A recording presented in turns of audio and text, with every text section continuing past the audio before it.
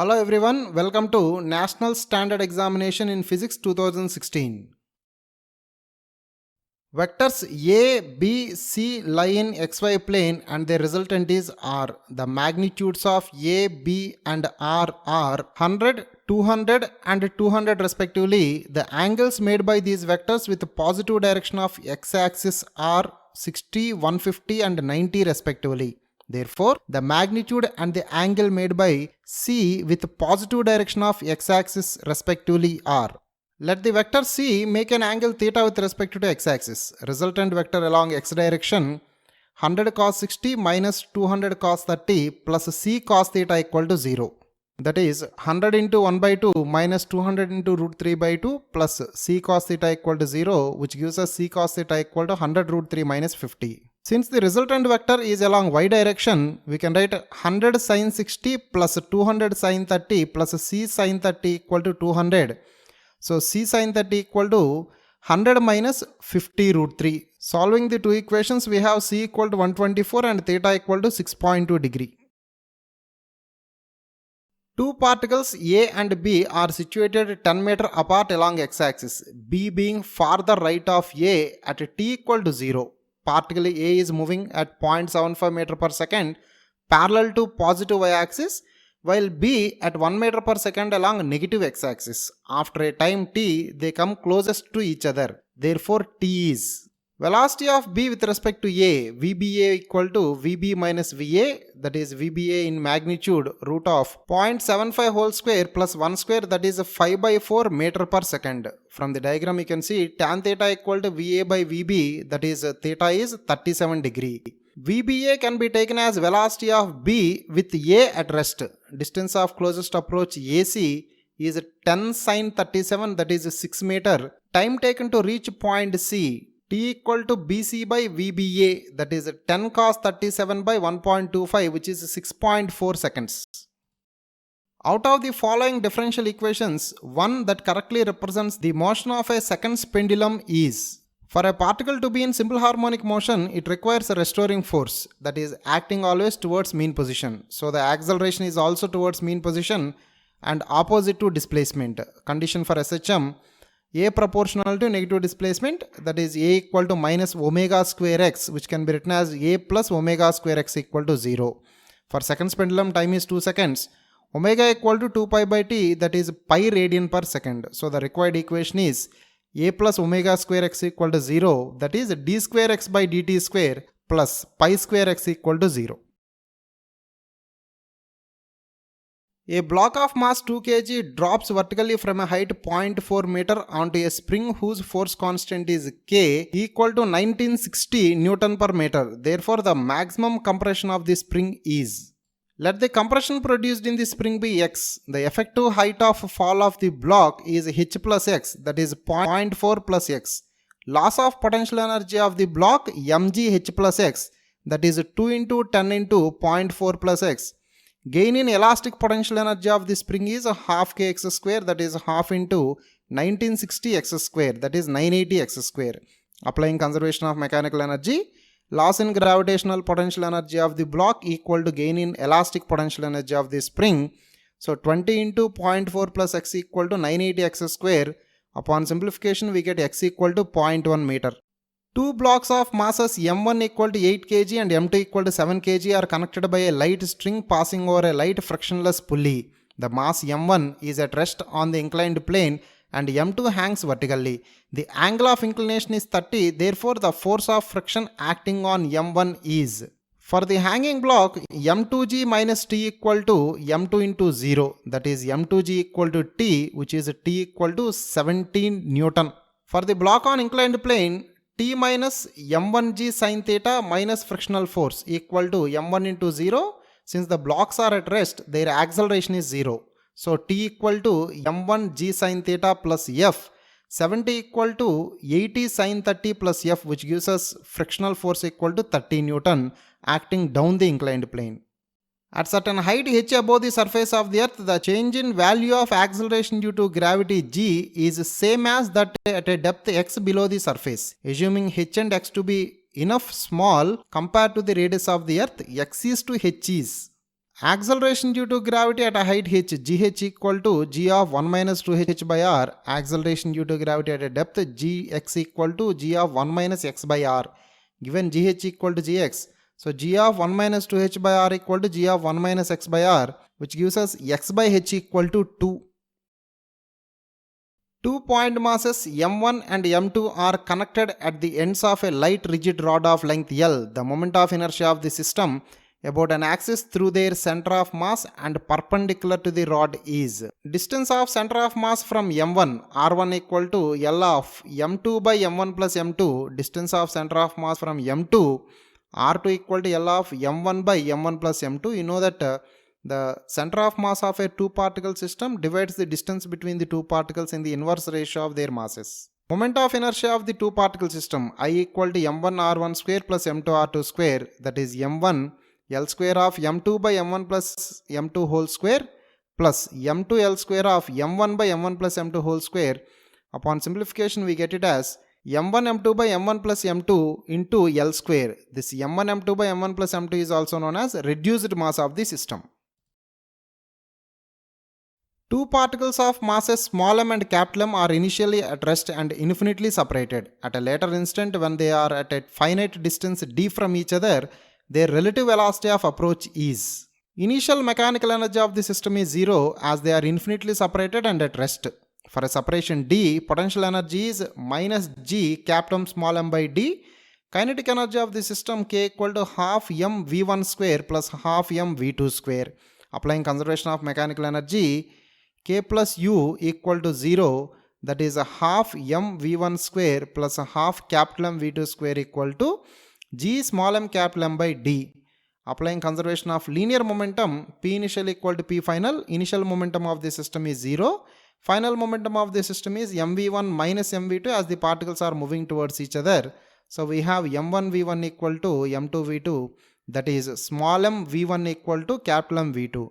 Solving these two equations, we have v1 plus v2, that is the relative velocity of approach, equal to 2g into m plus m by d whole power 1 by 2.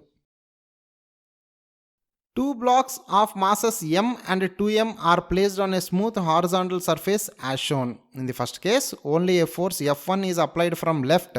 Later on, only a force F2 is applied from right.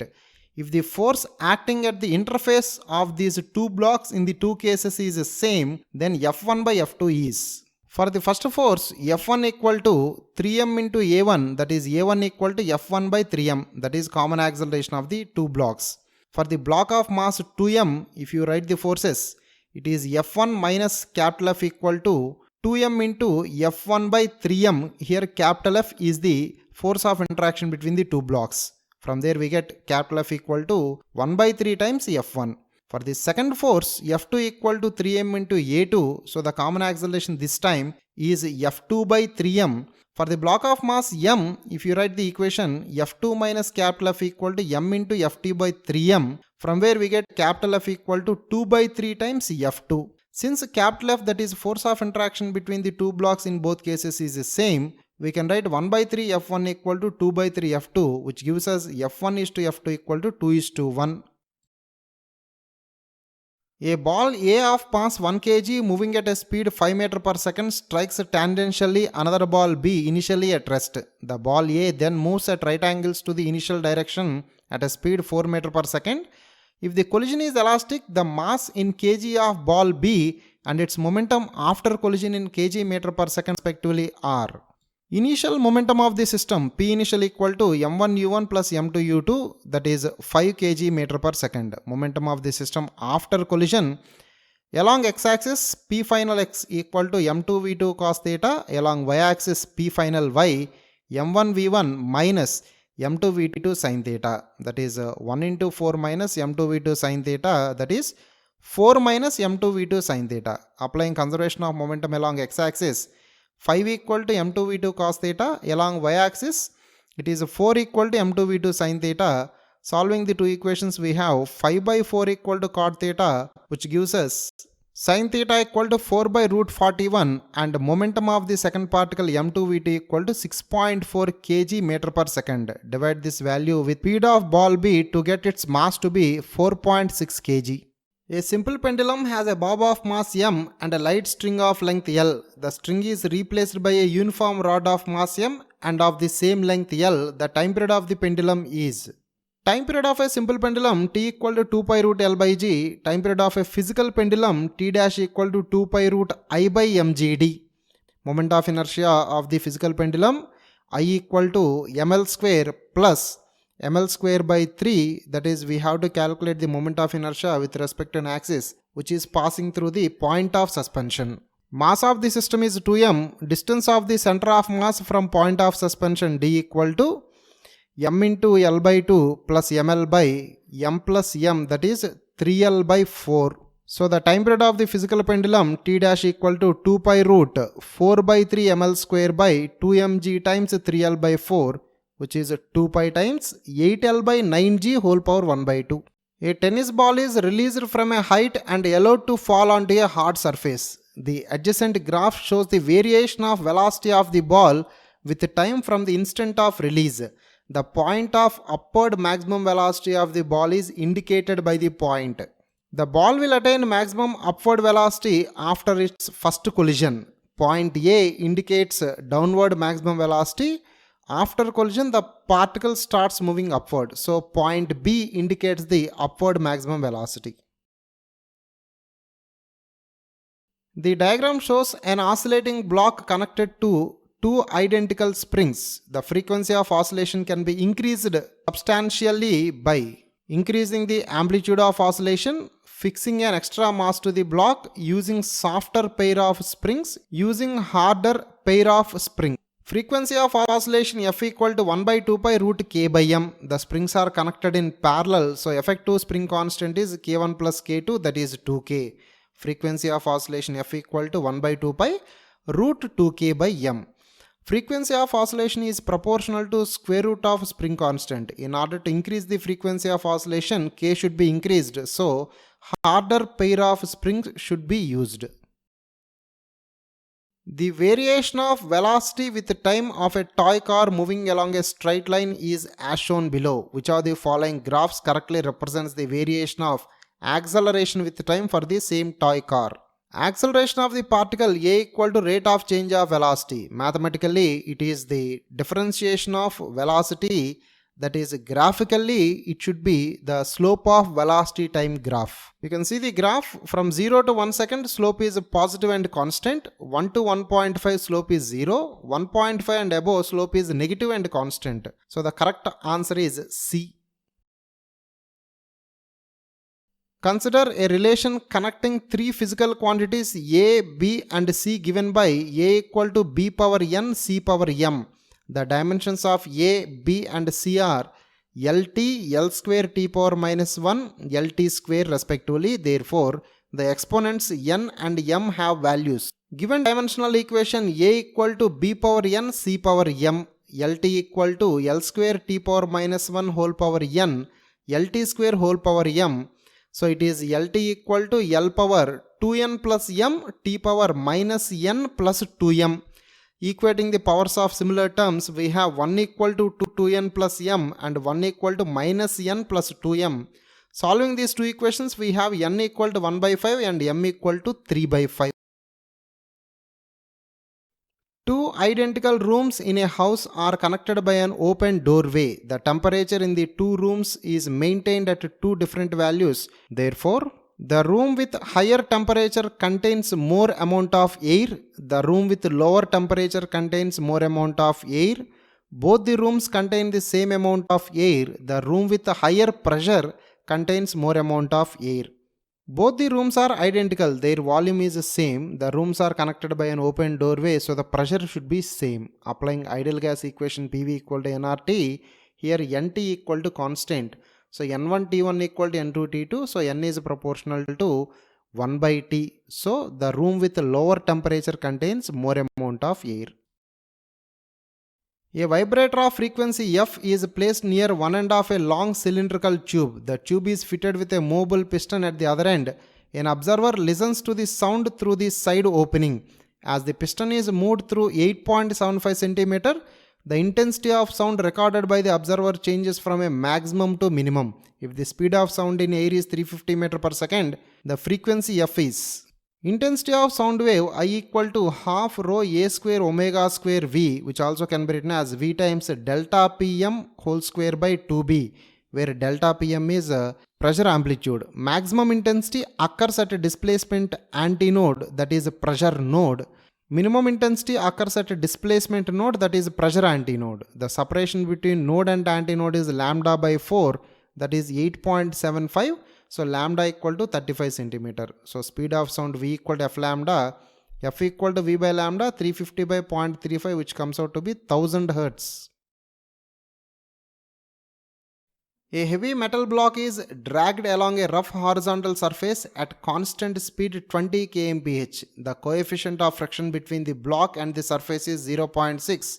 The block is made up of a material whose specific heat is 0.1 calorie per gram degree centigrade and absorbs 25% of the heat generated due to friction. If the block is dragged for 10 minutes, the rise in temperature of the block is about.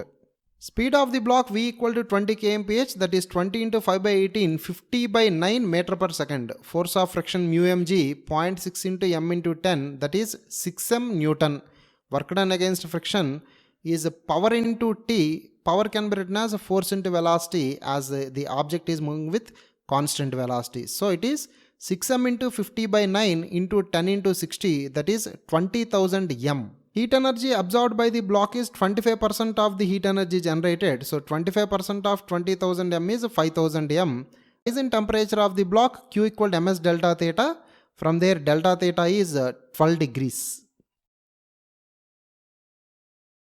A gas is made to undergo a change of state from an initial state to final state along different paths by adiabatic process only. Therefore, the work done is different for different paths. The work done is same for all the paths.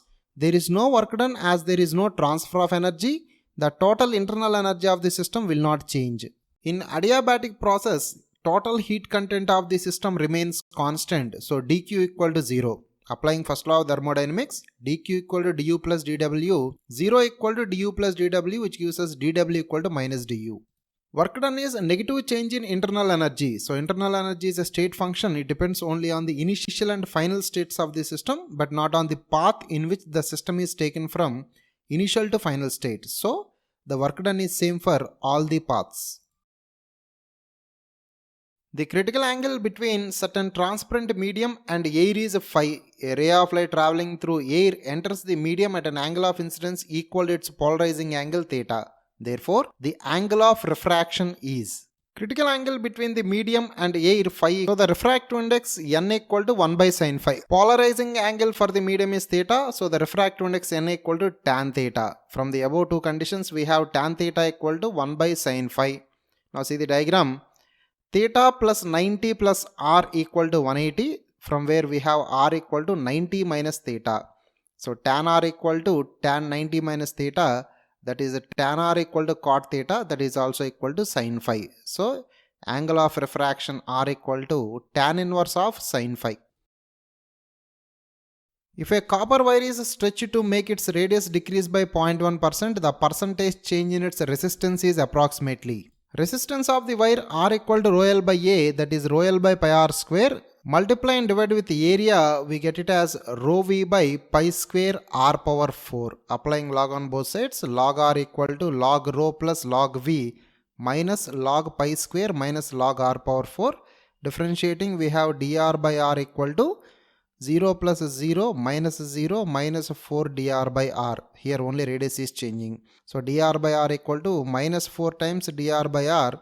Percentage change is obtained by multiplying fractional change with 100. So dr by r into 100 equal to minus 4 into 0.1, that is minus 0.4%. Consider a manual camera with a lens having focal length 5 cm. It is focused at infinity. For catching the picture of an object at a distance of 30 cm, one would move the lens out by about 1 cm, move the lens out by about 5 cm, move the lens in by about 1 cm, find it impossible to catch the picture. Distance of the screen 1 by v minus 1 by u equal to 1 by f. From there 1 by v plus 1 by infinity equal to 1 by 5, which is v equal to 5 centimeters. For catching the image of an object on the screen, 1 by V minus 1 by equal to 1 by F. So we have applied Lenz's formula. 1 by V plus 1 by 30 equal to 1 by 5. So V equal to 6 centimeter. Since the screen is fixed at 5 centimeter, the lens has to be moved out by 1 centimeter. Initially, the interference is observed with entire experimental setup inside a chamber filled with air. Now the chamber is evacuated. With the same source of light used, a careful observer will find that fringe width of the interference pattern beta equal to lambda d by d. So beta is proportional to lambda, refractive index of the medium, n equal to c by v, that is lambda naught by lambda medium.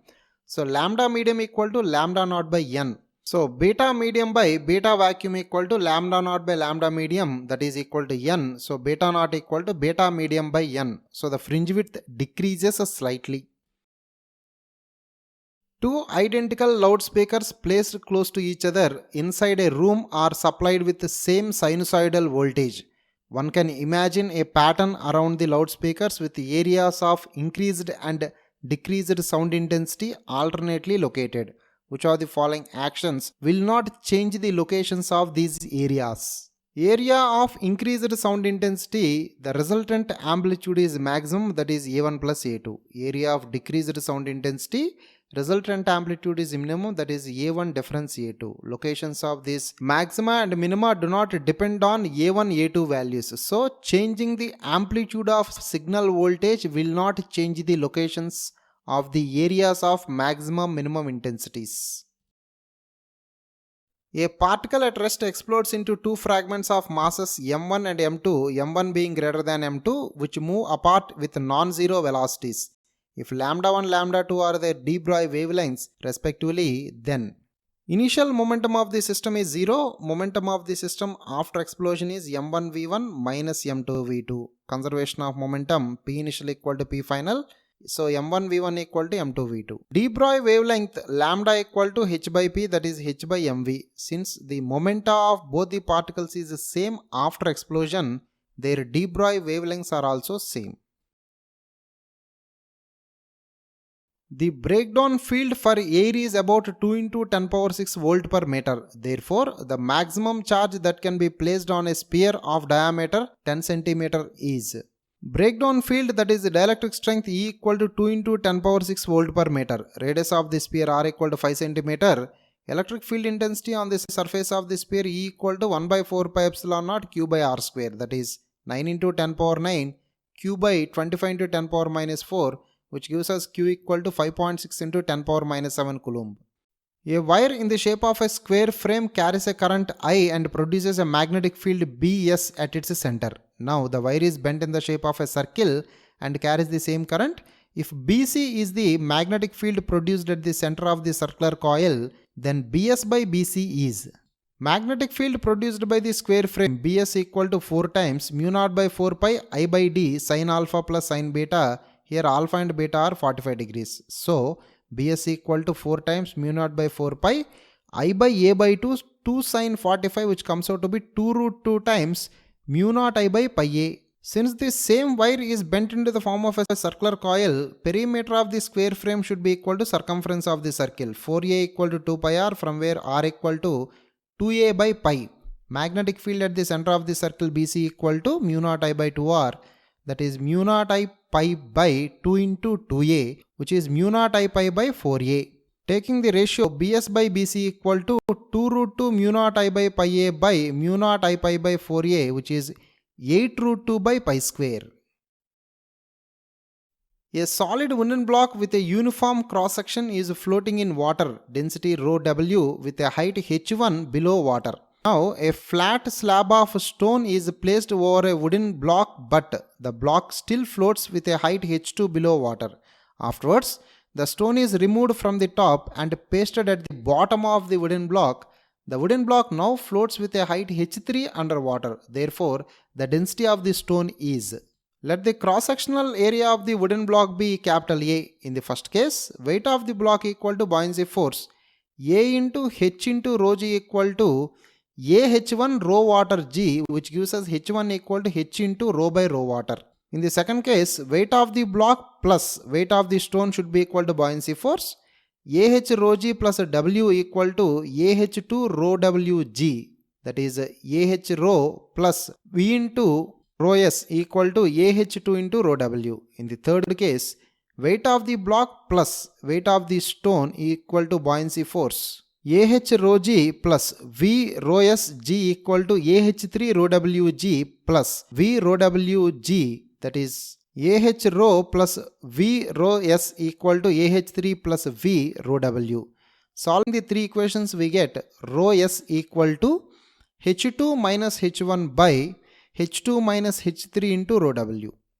Two wires made up of same material, one thick and the other thin, are connected to form a composite wire. The composite wire is subjected to some tension.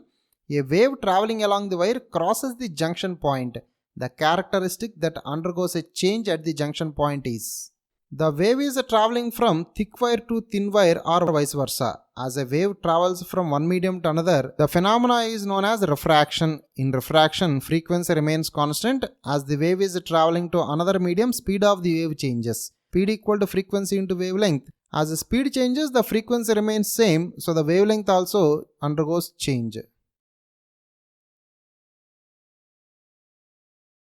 Ultraviolet light of wavelength 300 nanometer and intensity 1 watt per meter square falls on the surface of a photosensitive material. If 1% of the incident photons produce photoelectrons, then the number of photoelectrons emitted per second from an area of 1 centimeter square of the surface is nearly.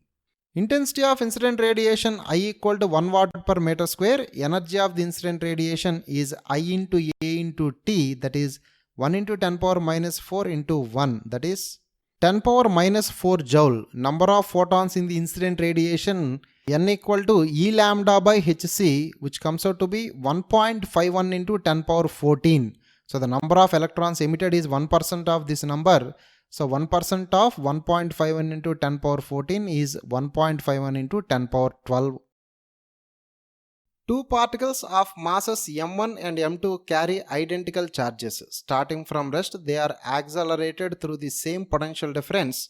Then they enter into a region of uniform magnetic field and move along circular paths of radii r1 and r2 respectively. Therefore, the ratio of their masses m1 is to m2 is: radius of circular path followed by charged particle in a uniform magnetic field r equal to mv by bq. Speed acquired by the particle half mv square equal to qv.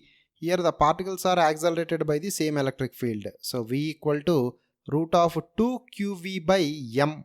The ratio of radii r1 by r2 equal to m1 by m2 into v1 by v2, since the charge and magnetic field is same for both cases. So we have r1 by r2 equal to m1 by m2 into root m2 by m1, that is root m1 by m2 effectively. So m1 is to m2 equal to r1 square is to r2 square. A fixed horizontal wire M carries 200 amperes of current. Another wire N running parallel to M carries a current of I and remains suspended in vertical plane below M at a distance of 20 mm. Both the wires have linear mass density 10 power minus 2 kg per meter. Therefore, the current I is: weight of wire N is balanced by magnetic force of attraction between the two wires. So the magnetic force Fm equal to mu naught by 2 pi I1 I2 by R into L.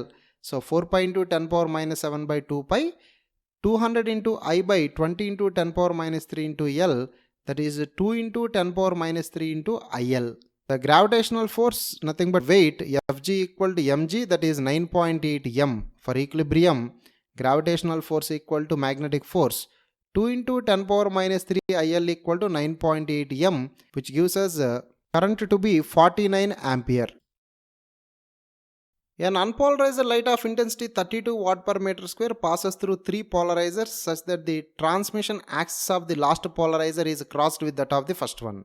If the intensity of emergent light is 3 watt per meter square, then the angle between the transmission axis of the first two polarizers is: intensity of unpolarized light I0 equal to 32 watt per meter square. Angle between the first and the third polarizers is 90, since it is given that they are crossed with respect to each other. Intensity of light coming out of the first polarizer I1 equal to I0 by 2, that is 16 watt per meter square. Intensity of light coming out of second polarizer, we use Malus theorem here. I2 equal to I1 cos square theta, that is 16 cos square theta. intensity of light coming out of third polarizer, I3 equal to I2 times cos square 90 minus theta, that is 16 cos square theta sin square theta, that is 4 sin square 2 theta. So 3 equal to 4 sin square 2 theta, which gives us theta equal to 30 degrees.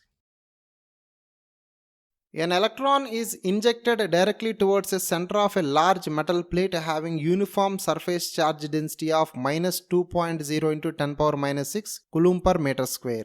The initial kinetic energy of the electron is 1.6 into 10 power minus 17 joule. The electron is observed to stop as it just reaches the plate. Therefore, the distance between the plate and the point from where the electron was injected is electric field intensity due to large metal plate E equal to sigma by epsilon naught, that is 2.26 into 10 power 5 volt per meter. Loss in kinetic energy of the electron delta K equal to K initial minus K final, that is K initial minus 0, so 1.6 into 10 power minus 17 joule.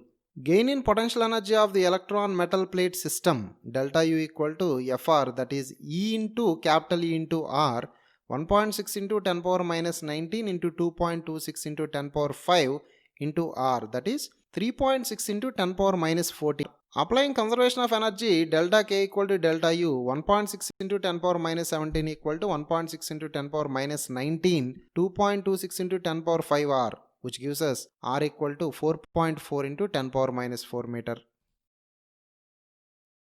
Graphs drawn with the same scale showing the variation of pressure with volume for certain gas undergoing 4 different cyclic processes A, B, C and D are given below. The cyclic process in which the gas performs the greatest amount of work is. All the 4 processes are cyclic. Anti-clockwise cycle represents work done on the gas. Clockwise circle represents work done by the gas. That is in third and fourth options. Work done is proportional to area included in the closed figure. As the area in the fourth figure is more, work done by the gas in the fourth process is more. A rectangular metal tank filled with certain liquid is shown in figure. The observer whose eye is in level with the top of the tank can just see the corner E of the tank. Therefore, the refractive index of the liquid is. We can apply the principle of reversibility of light here. From the diagram, light from air strikes the bottom of the vessel at point E. If the direction of light ray is reversed, it follows the same path striking the tank at point D and then travels parallel to the surface of the liquid. So the angle of incidence at D becomes critical angle. Critical angle condition mu equal to 1 by sin theta c, that is 1 by 4 by 5, that is 5 by 4. So mu equal to 1.25. As shown in figure, a block of mass m is suspended from a support with the help of a system of identical springs. The force constant of each spring is k, therefore the frequency of oscillation of the block is. Frequency of oscillation f equal to 1 by 2 pi root k by m. The top 3 springs are connected in parallel, so k1 equal to 3k.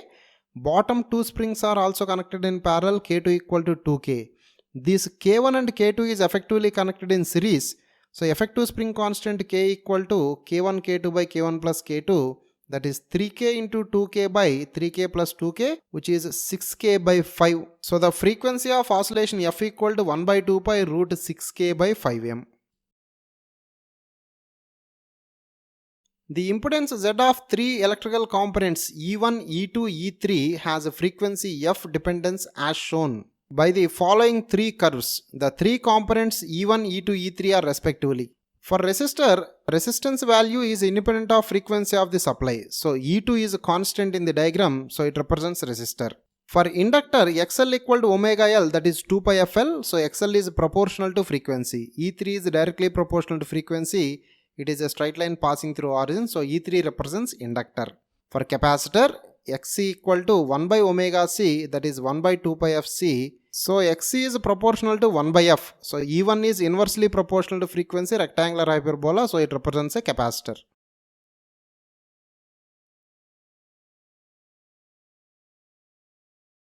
The half-life period of a radioactive element E1 is equal to the mean lifetime of another radioactive element E2. Initially, both the elements have the same number of atoms.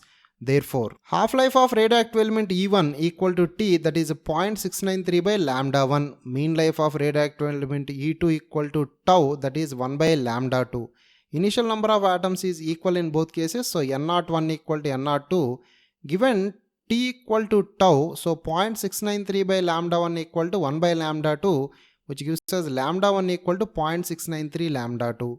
Half-life of first element is T1, that is T. Half-life of second element T2 equal to 0.693 by lambda 2, that is 0.693 into 0.693 by lambda 1, which is equal to 0.693 T1. So half-life of second element is less, so it will decay faster. Two factories are sounding their sirens at 400 Hz each. A man walks from one factory towards the other at a speed of 2 meter per second. The speed of sound is 320 meter per second. The number of beats heard per second by the man is. The observer is going from one factory to another. The frequency received by the observer from the first factory, N1 equal to N times V minus V0 by V. The observer is moving away from the source. So it is 400 times 320 minus 2 by 320. That is the 397.5 Hz. The frequency received by the observer from the second factory, N2 equal to N of V plus V0 by V, that is the observer is moving towards the source. So it is 400 times 320 plus 2 by 320, which is 402.5 Hz. So the number of beats heard by the observer, delta N equal to N2 minus N1, that is 5. The adjacent figure shows IV characteristics of a silicon diode. In this connection, three statements are made. Statement 1, the region OC corresponds to reverse bias of the diode. Statement 2, the voltage at point A is about 0.2 volts. Statement 3, different scales have been used along positive and negative directions of y-axis. See the IV characteristic of the diode carefully. The region OC represents reverse biasing of diode because negative voltage is applied in this region and the diode almost conducts zero electricity. The voltage at point A is known as the threshold voltage, where the majority charge carriers start flowing. In forward bias, current is due to majority charge carriers, that is of milliampere range, while in reverse bias the current is due to minority charge carriers, that is of microampere range. So different scales are used for measuring current in forward and reverse bias conditions. So all these statements are correct.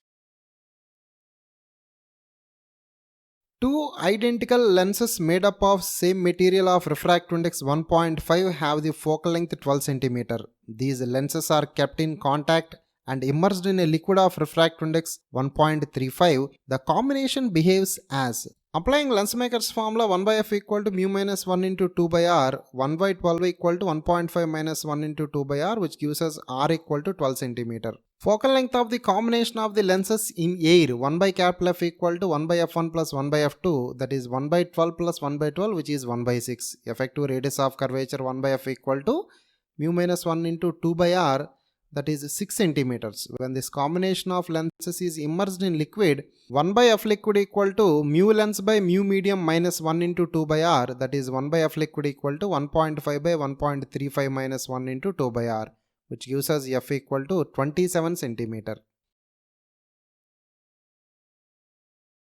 A cup of water is placed in a moving car at constant acceleration to the left. Inside the water, there is a small air bubble. The figure that correctly shows the shape of water surface and the direction of motion of the air bubble is. As the container is accelerating towards left, the water surface should be pushed towards right. So the water surface rises towards right. The bubble is under two mutually perpendicular accelerations. Acceleration of the vessel towards left and acceleration due to buoyancy force upward. So the resultant acceleration is as shown in figure D. A sphere of radius r made up of styrofoam, light polystyrene material, has a cavity of radius r by 2. The center of cavity is situated at a distance r by 2 from the center of the styrofoam sphere. The cavity is filled with a solid material of density 5 times that of the styrofoam. Now, the center of mass is seen to be located at a distance x from the center of the styrofoam sphere, therefore x is. Center of mass of the original styrofoam sphere, let us say, is 0, 0. Center of mass of the sphere with cavity is minus r by 14, 0. Center of mass of the solid sphere is r by 2, 0. Now the center of mass of the system xcm equal to m1x1 plus m2x2 by m1 plus m2. Mass can be replaced as volume into density v1 rho 1 into minus r by 14 plus v2 rho 2 r by 2 by v1 rho 1 plus v2 rho 2, that simplifies to r by 6. A resistor R is connected to a parallel combination of two identical batteries, each with EMF E and internal resistance R. The potential drop across the resistance R is. Effective EMF of the combination is E. Effective resistance of the circuit is R plus small r by 2. So the current flowing through the circuit I equal to E by R plus R by 2. Potential drop across the resistance V equal to I into R effective, that is E by R plus R by 2 into R, that is 2ER by 2R plus R. An AC source sinusoidal with a frequency of 50 Hz is connected in series with a rectifying diode, a 100 ohms resistor, a 1000 microfarad capacitor and a milliammeter. After some time, the milliammeter reads 0. The voltage measured across the capacitor with a DC voltmeter is. Once the capacitor is fully charged, it does not allow any current to flow through it. That is, it acts as an open circuit. This is the condition under which the ammeter reading is 0. When a DC voltmeter is connected across the capacitor, it measures the voltage across the capacitor, which happens to be peak or maximum voltage of the AC source. The frequency of sound produced by a siren increases from 400 Hz to 1200 Hz while its amplitude remains same. Therefore, the ratio of intensity of the 1200 Hz wave to that of 400 Hz wave is. Intensity of sound waves I equal to half rho omega square a square v, that is a half rho 2 pi f whole square a square v. So, from the formula we can conclude that intensity is proportional to square of frequency. So, I2 by I1 equal to F2 by F1 whole square, that is I2 by I1 equal to 1200 by 400 whole square, which is 9:1. The fundamental frequency of the output of a bridge rectifier driven by AC mains is. The frequency of AC supply in our country is 50 Hz. A bridge rectifier involves 4 diodes and acts like a full wave rectifier. A full wave rectifier rectifies both the half cycles of the input supply, thus the fundamental frequency of the output will be 100 Hz. The force of attraction between the positively charged nucleus and the electron in a hydrogen atom is given by F equal to Ke square by R square. Assume that the nucleus is fixed. The electron initially moving in an orbit of radius R1 jumps into an orbit of smaller radius R2. The decrease in total energy of the atom is. Since the force is inverse square and the nucleus is fixed, the total energy is minus Ke square by 2R. So the total energy of the initial orbit E1 equal to minus Ke square by 2R1. Total energy in the final orbit E2 equal to minus Ke square by 2R2. So the decrease in energy delta E equal to E1 minus E2, Ke square by 2 times 1 by R2 minus 1 by R1. It is observed that some of the spectral lines in hydrogen spectrum have wavelengths almost equal to those of spectral lines in helium plus ion. Out of the following transitions in helium plus that will make this possible is.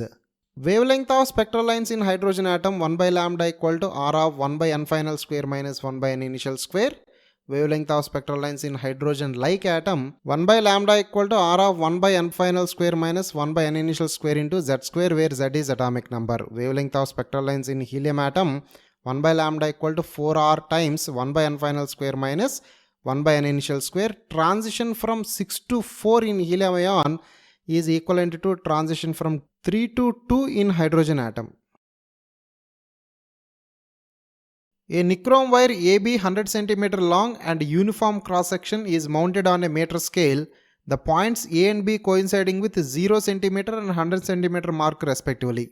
The wire has a resistance S equal to 50 ohm. Any point C along this wire between A and B is called variable point to which one end of an electrical element is connected. In the following questions, this arrangement will be referred to as wire AB.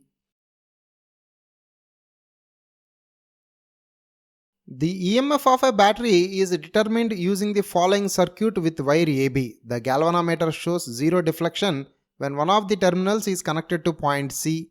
If the internal resistance of the battery is 4 ohm, its EMF is. You can see the circuit diagram. Current through the wire AB I equal to E by R plus capital R, that is E by 4 plus 50, E by 54. Potential gradient, that is potential difference per unit length, is IR by L, that is E by 54 into 50 by 100, that is E by 108 volt per centimeter. Potential difference VAC equal to potential gradient into length, that is E by 108 into 40, that is 40 E by 108. From the diagram, EMF of the battery is 1.5 volt. So VAC equal to 1.5, that is 40 E by 108, which gives us E equal to 4.05 volt.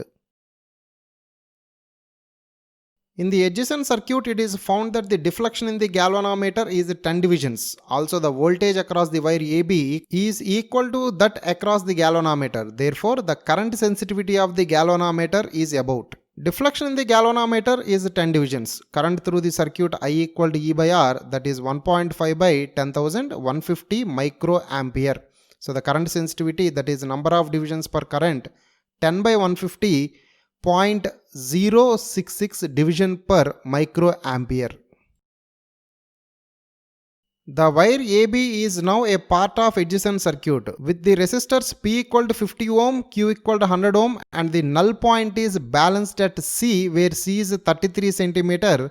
When the resistors are interchanged, the null point is found at C with AC equal to 67 cm. The symmetric error in this experiment seems to be due to non-coincidence of A and B with 0 cm and 100 cm mark respectively. If these end errors are equivalent to A cm and B cm respectively, then they are. From the principle of meter bridge, 50 by 33 plus A equal to 100 by 67 plus B, that is 66 plus 2A equal to 67 plus B, we get 2A minus B equal to 1. After interchanging the resistors, 100 by 67 plus A equal to 50 by 33 plus B, that is minus A plus 2B equal to 1. Solving the above equations, we have A equal to 1 and B equal to 1. In the adjacent circuit, a resistance R is used. Initially, with wire AB not in the circuit, the galvanometer shows a deflection of D divisions. Now, the wire AB connected parallel to the galvanometer, and the galvanometer shows a deflection nearly D by 2 divisions. Therefore, galvanometer reading without the wire AB, D equal to 1.5 by R plus G. Current in the circuit after including the resistance wire AB, I equal to 1.5 by SG by S plus G plus R. Current through the galvanometer now is D by 2. So, D by 2 equal to S by S plus G into 1.5 by SG by S plus G plus R, that is total current. Rearranging the terms, we get S by S plus G into 1.5 by SG by S plus G plus R equal to 1 by 2 times 1.5 by R plus G, which is true only when R is very much greater than G. A wheel of a car is made up of two parts, the central metal rim and the rubber tire. The width of the tire W equal to 16.5 cm and height H equal to 10.7 cm. The tire overlaps the rim. The total weight of the car is 1500 kg distributed evenly. The tires are inflated with air to a pressure of 2.0 kg per centimeter square. The density of air at a pressure of 1 kg per centimeter square and room temperature is 1.29 gram per liter. The outer diameter of the tire is 55.4 centimeter and that of the rim is 40 centimeter. Ignore the thickness of the rubber and use dimensions given here. Note that the units mentioned above are conventional units used in everyday life. Consider the following two statements about a tire of a car. Statement A. The horizontal road surface is exactly tangential to the tire. The tire is inflated with excess pressure. Which of the following alternatives is correct? A is the result of B. B cannot be true. A cannot be true. Neither of A and B is true. If the tire is inflated with excess pressure, the contact area of the tire with the road surface is almost zero. Theoretically, there is only a point of contact. If there is a point of contact, the horizontal road surface will be tangential to the tire. So option A is correct. The left side of a front tire was observed to be in contact with the road over a length L centimeter. The value of L is, mass of the car is 1500 kg, so weight of the car is 1500 g Newton. Given weight of the car is evenly distributed, weight on each tire is 1500 g by 4 Newton. Pressure of air in each tire is 2 kg per centimeter square, that is 2 g Newton per centimeter square. Pressure on each tire P equal to force by area, that is 2g equal to 1500 g by 4 by L into W, where W is width of the tire. From the numerical values, we get L equal to 11.36 centimeter. When 5 persons occupy the seats, L increases by 2.5 centimeter. The average weight of a person is, let the mass of each person be m. Total mass of the car is capital M plus 5m, that is 1500 plus 5m. Total weight of the car will be 1500 plus 5m into g. This weight is distributed uniformly on the four wheels. So the pressure of air on each tire is 2 kg per centimeter square, that is 2g Newton per centimeter square. Applying equilibrium condition of the previous problem, pressure equal to force by area, 2g equal to 1500 plus 5m by 4 into g by w into L dash. Here L dash is the new length of contact. By simplifying the expressions, we have mass of each person to be approximately 66 kg. If 5 persons occupy the seats, the center of the wheel is lowered by about. When the car is empty, L equal to 11.36 centimeters and R naught equal to 27.7 centimeter. From the diagram, applying Pythagoras theorem, we have R naught square equal to H1 square plus L square by 4, that is H1 equal to 27.12 centimeter. When the car is filled with passengers, L equal to 11.36 plus 2.5, 13.86 centimeter. From the diagram, applying Pythagoras theorem again, R naught square equal to H2 square plus L plus delta L whole square by 4, which gives us H2 equal to 26.82 centimeter. So the decrease in height of the center of wheel delta H equal to H1 minus H2, that is 0.3 centimeter or 3 millimeter.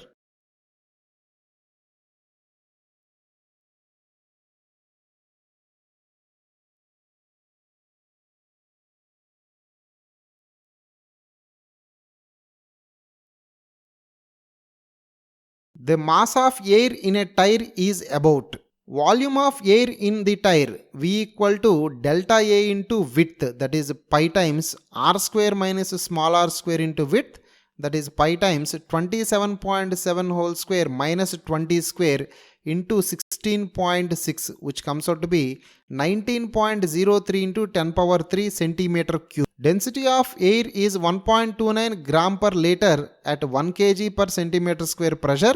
Density of air in the tire D equal to 2 into 1.29, that is 2.58 gram per liter. The tire is at a pressure of 2 kg per centimeter square, so we have multiplied with 2. Mass of the air in the tire is volume into density 19.03 into 10 power 3 into 10 power minus 3 into 2.58, that is 49 gram. The tire of racing cars are very wide. Their width is nearly 3 times the above value. This large width is for stability and acceleration, streamlining and acceleration, streamlining and stability, streamlining, stability and acceleration. Advantages of having wider automobile tires. Wider tires offer more surface area, that is area of contact with the road, hence increase in stability of the vehicle. Tire patch, it is the total instantaneous area of rubber in contact with the road surface. Wider tires offer more tire patch, thus increasing the rolling friction, that is acceleration or deceleration. A particle moves in xy plane according to the relation x equal to kt and y equal to kt of 1 minus pt, where k and p are positive constants and t is time. Therefore, displacement of the particle along x-axis x equal to kt Vx equal to dx by dt, that is k, and acceleration dvx by dt, that is 0. Displacement of the particle along y-axis, y equal to kt times 1 minus pt, that is kt minus pkt square. Vy dy by dt, k minus 2 pkt, ay dvy by dt 0 minus 2 pk, that is minus 2 pk. From these two expressions we have the displacement, velocity and accelerations of the particle in both directions. Coming to the trajectory of the particle, let us eliminate t from both the expressions. Y equal to kt times 1 minus pt, that is k times x by k into 1 minus p into x by k, which comes out to be x minus p by k x square, which is the equation of a parabola. Velocity of the particle along x-axis is k, which is a constant. Force on the particle F equal to ma, that is minus 2m pk j cap. This expression remains same even when p and k are negative. Acceleration along y-axis ay equal to minus 2 pk. It is constant along negative y-axis. So all options are correct.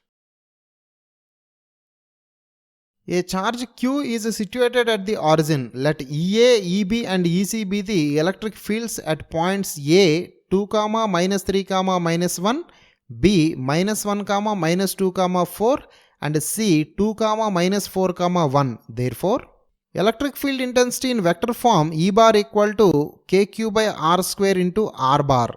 Field intensity at point A, EA equal to kq by 14 root 14 of 2i minus 3j minus j, that is modulus of EA is kq by 14. Similar lines, field intensity at point B, EB equal to kq by 21 root 21 minus I minus 2j plus 4k, modulus is kq by 21. Field intensity at C, EC equal to kq by 21 root 21 of 2i minus 4j plus k. Angle between EA and EB, finding the dot product, we get it to be 0, thus the angle is 90. From the magnitudes, we can conclude that 2 times EA equal to 3 times EB. Potential difference between B and C, VBC equal to VB minus VC, that is EB minus EC by D, which is 0. So, no work is done in moving a test charge Q0 from B to C. So, A, B and C are correct options.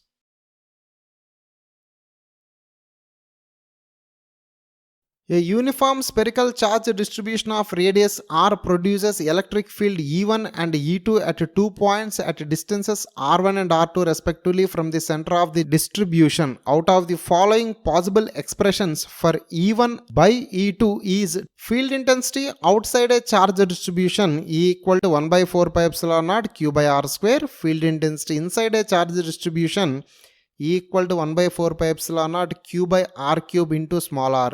Ratio of field intensity for outside points E1 by E2 equal to R2 by R1 whole square. Ratio of field intensity for inside points E1 by E2 equal to R1 by R2. Ratio of field intensities for inside and outside points E1 by E2 equal to R1 R2 square by R cube.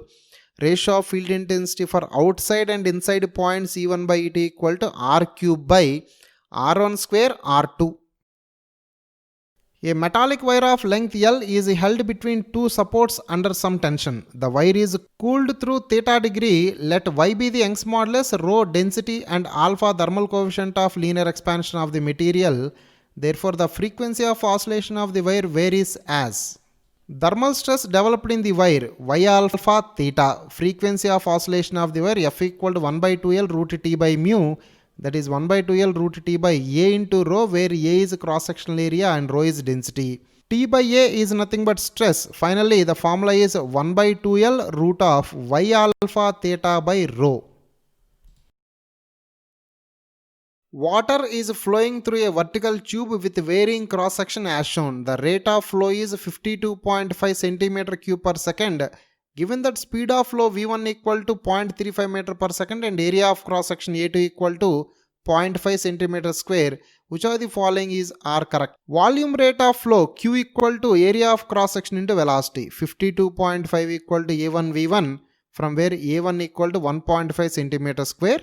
52.5 equal to A2 V2, from where we have V2 equal to 1.05 meter per second.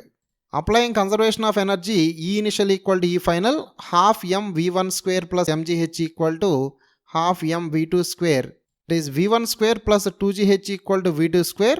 We know the values of V1, V2 from where we have h equal to 4.9 centimeter.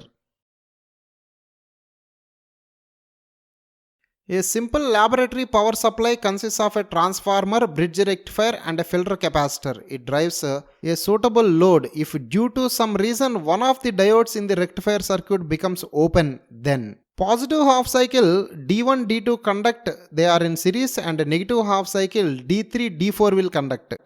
You can see an elaborate diagram in the next frame. If one of the diodes becomes open, corresponding series diode also stops conducting. So the circuit essentially behaves like a half-wave rectifier. Ripple frequency of half-wave rectifier is equal to input frequency, while ripple frequency of full-wave rectifier is 2 times input frequency. The output voltage of half-wave rectifier VDC equal to 0.318 Vmax, and the output voltage of full wave rectifier VDC equal to 0.637 Vmax. So options B and D are correct.